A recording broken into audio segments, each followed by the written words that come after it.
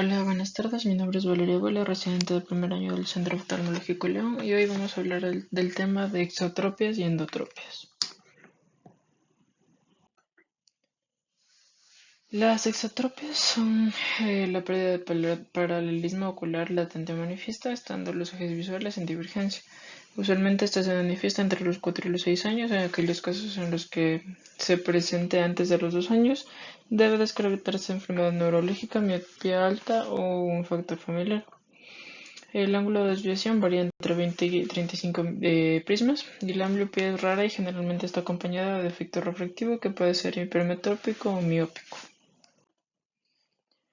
La clasificación, esta puede ser dada según su origen, que es congénita o adquirida. La congénita es cuando aparece antes de los 2 años de edad. Según el factor vertical, cuando A está con o sin el factor vertical, y según la concomitancia, concomitante o incomitante. El concepto de concomitancia se refiere a la diferencia del ángulo de desviación de una posición diagnóstica a otra, y cuando ésta es menor de 10 dioptrías en las desviaciones horizontales o menor de 3 dioptrías en las desviaciones verticales. Y si la diferencia es mayor, se considera incomitante.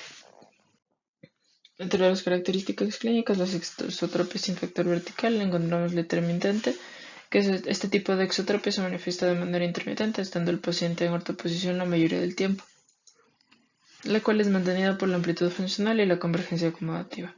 La exotropia se desencadena por factores como la fatiga, la desatención, alteraciones emocionales o el uso de alcohol o psicofármacos. Usualmente se manifiesta primero en visión lejana y posteriormente en visión próxima, y este es de carácter progresivo, siendo cada vez más frecuente, hasta hacerse permanente y convertirse en una exotropia básica por exceso de divergencia o por insuficiencia de convergencia. Su ángulo de desviación es variable y hay alternancia, siendo frecuente la supresión. La básica es cuando esta se presenta cuando el ángulo de desviación en visión próxima es igual al ángulo de desviación en visión lejana. Se considera que el ángulo es igual cuando hay menos de 10 dioptrías de diferencia. El exceso de divergencia, este tipo de exotropia, en el ángulo de desviación de visión lejana es mayor que el ángulo de visión próxima. Generalmente hay hiperacción de ambos rectos laterales, y el punto próximo de convergencia es adecuado, puesto que los músculos rectos mantienen su función. En la insuficiencia de convergencia, esta se presenta con un ángulo de desviación que es mayor en la visión próxima que en la visión lejana, y hay hipoacción de los rectos medios, y ahí el punto próximo de convergencia es insuficiente o aún puede no existir convergencia. La exotropia incomitante sin factor vertical. Esta, como se mencionó anteriormente, hay incomitancia cuando existe diferencia en la exotropia mayor a 10 dioptrías entre las posiciones diagnósticas. Las exotropias incomitantes con factor vertical, estas se presentan cuando el ángulo de desviación vertical es mayor a 5 dioptrías entre un ojo y otro. Las progresivas son las exotropias incomitantes progresivas. Estas pueden ser causadas por múltiples etiologías, de las cuales las más comunes son enfermedades tiroideas, diabetes mellitus, miastenia gravis, esclerosis múltiple, neurosífilis, quistes o tumores intracraneanos orbitarios y de senos paranasales, enfermedades vasculares del sistema nervioso central, y el uso de toxinas como alcohol, cocaína, metales pesados o neurotoxinas. Para el tratamiento se utiliza la corrección total del error refractivo. Los lentes positivos aumentan la isotropia, por lo que algunos médicos deciden hipocorregir el defecto hipermetrópico para disminuir la exotropia.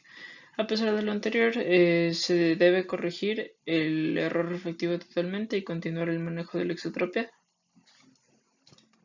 basados en que si dejamos la hipocorrección refractiva y posteriormente se realiza una corrección quirúrgica, estaríamos subestimando la cantidad de exotropia. El manejo de la ambliopía se debe mejorar la agudeza visual según edad y fijación, con oclusión pleóptica y pleóptica activa. La oclusión ortóptica. Este tipo de oclusión está indicado para desviaciones mayores a 12 dioptrías, controlando el ángulo de desviación cada 3 meses. La ortóptica activa, esta se utiliza para mejorar la amplitud funcional en convergencia y se aplica principalmente a los pacientes con insuficiencia de convergencia cuyo ángulo de desviación no sea quirúrgico. Esto es cuando sea menor de 12 dioptrías en visión próxima o cuando no exista ángulo de escotoma en visión lejana. La cirugía, la magnitud de la desviación a ser corregida quirúrgicamente se calcula de acuerdo con el ángulo de desviación medido en prismas, teniendo en cuenta la presencia o no de diplopía.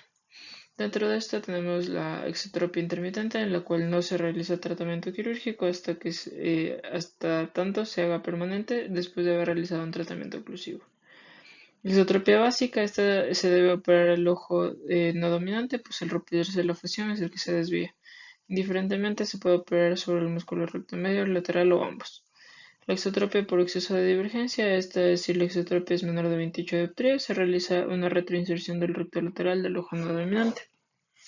Y si es mayor de 28 dioptrías, se operan ambos rectos laterales tomando como referencia la máxima cantidad de prismas que tolera el paciente a partir del ángulo en visión próxima. La exotropia por insuficiencia de convergencia, en esta si es menor de 20 dioptrías, se realiza resección del recto medio del ojo no dominante y si es mayor de 20 se operan ambos rectos medios.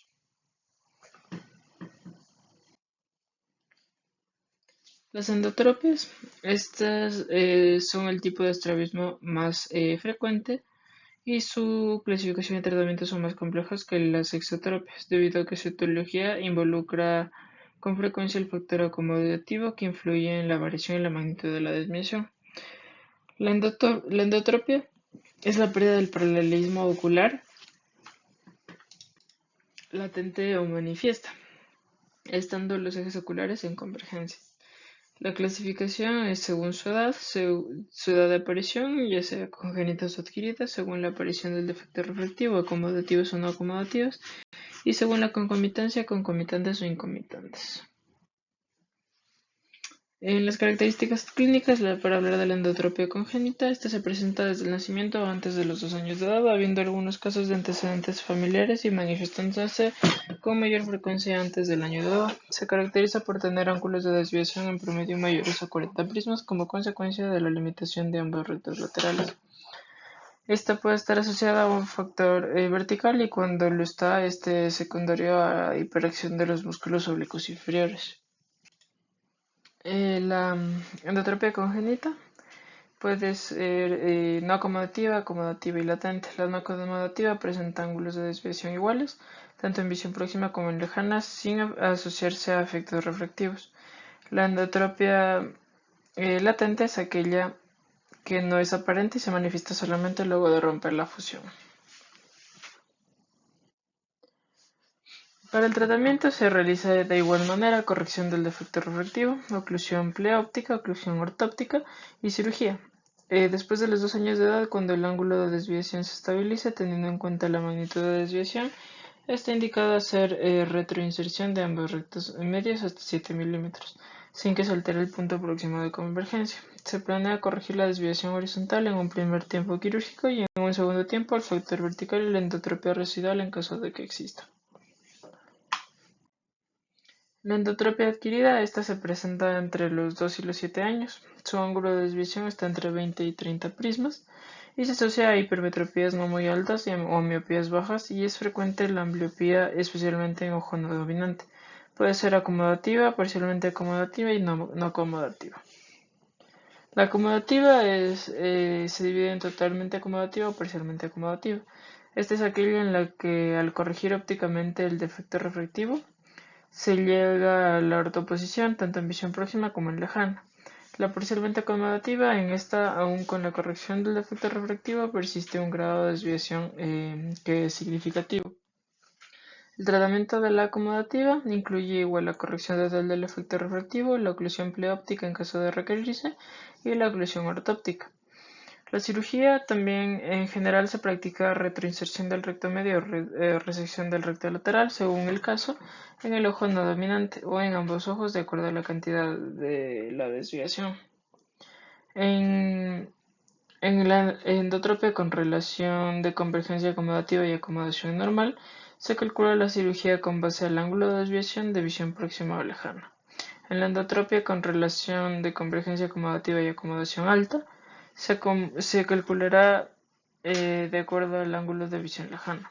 En la de relación baja se tomará el ángulo de visión próxima haciendo una resección del, del recto lateral o de los rectos laterales. Las no acomodativas, estas se dividen en concomitantes y incomitantes. Las concomitantes, en estas el ángulo de desviación es igual en todas las posiciones diagnósticas de la mirada, siendo este variable en magnitud y en relación a la distancia.